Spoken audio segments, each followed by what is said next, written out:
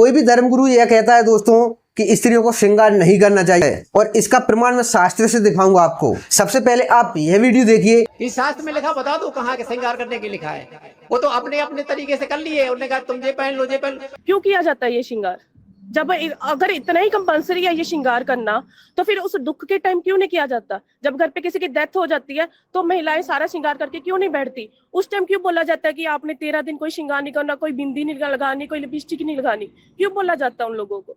तो अब देखिए दोस्तों, यह शिव महापुराण है और यह प्रथम खंड है दोस्तों, और ये संक्षिप्त मूल श्लोक सहित, अर्थात दोस्तों ये संपूर्ण शिव महापुराण है और प्रथम खंड है, और यह गीता प्रेस गोरखपुर से छपी है।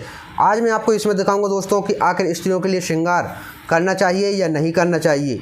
तो यहाँ पर प्रमाण देखिए दोस्तों, यहाँ पर लिखा है दोस्तों, देखिए तो यहाँ पर देखिए दोस्तों, पति की आयुष की इच्छा करने वाली पतिव्रता स्त्री को हरिद्रा, कुमकुम, सिंदूर, काजल, पूर्पाशक, तांबूल, मांगलिक आभूषण, केशों का श्रृंगार, केशपाश बनाना, हाथ में कंगन एवं कानों में कर्णफूल नित्य धारण करना चाहिए। इसका परित्याग कभी किसी भी अवस्था में न करे।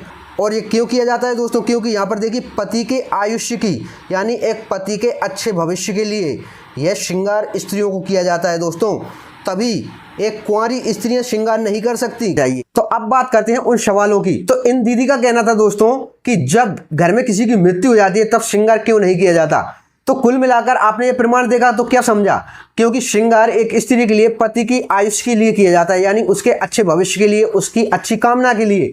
और जब एक स्त्री की, उसका पति की जब मृत्यु हो जाती है दोस्तों, तो फिर वह श्रृंगार किस काम का? जब पति ही नहीं रहा तो किसकी आयुष की इच्छा के लिए वह श्रृंगार करे? यही कारण है दोस्तों कि जब उसके पति की मृत्यु हो जाती है तो एक स्त्री को श्रृंगार के लिए मना किया जाता है, उसको श्रृंगार नहीं दिया जाता। क्योंकि दोस्तों यह पति की आयुष की इच्छा के लिए श्रृंगार किया जाता है। अब इसको इस तरह समझिए दोस्तों, क्योंकि जब एक स्त्री का विवाह नहीं होता, अर्थात दोस्तों जब वह कुंवारी रहती है, तो उसको यह श्रृंगार क्यों नहीं दिया जाता दोस्तों? क्यों उसको बिछुड़ी नहीं पहनने को कहा जाता? क्यों वह चूड़ी नहीं पहन सकती? क्यों वह मंगलसूत्र नहीं पहन सकती?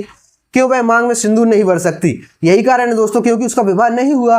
और जब एक स्त्री का विवाह हो जाता है तब वह श्रृंगार करती है दोस्तों, क्योंकि अपने पति की आयुष की इच्छा के लिए। और जिस स्त्री का पति ही जीवित हो और इसके बाद ही वह श्रृंगार न करे तो वह विधवा की श्रेणी में आती है दोस्तों। कुल मिलाकर उसके पति के जीवित होते हुए भी वह विधवा की जिंदगी जी रही है। तो यह श्रृंगार का महत्व दोस्तों।